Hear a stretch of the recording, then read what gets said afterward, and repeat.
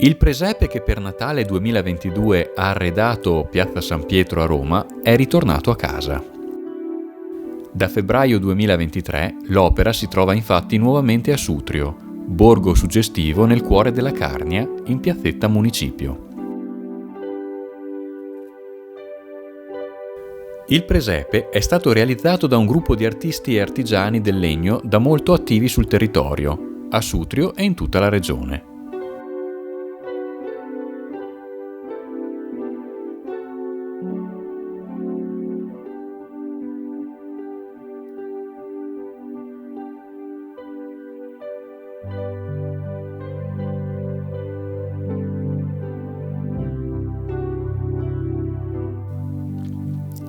Le 18 statue sono disposte su una superficie di 116 metri quadri e sono illuminate da 50 punti luce.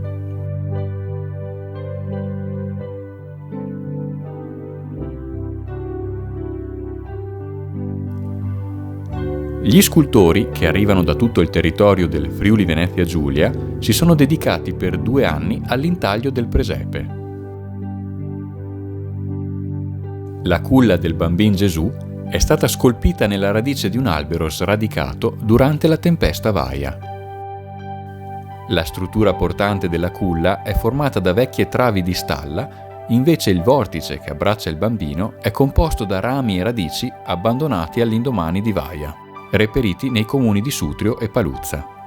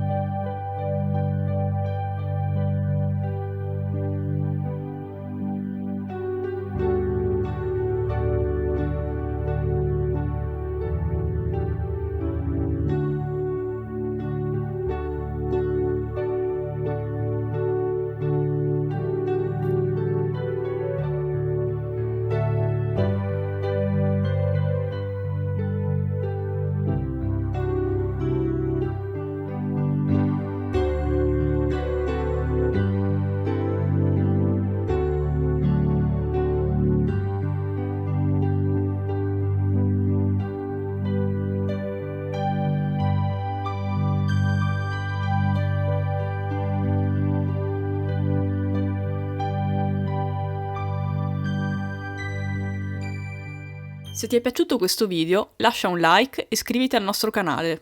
Seguici anche su Facebook e Instagram.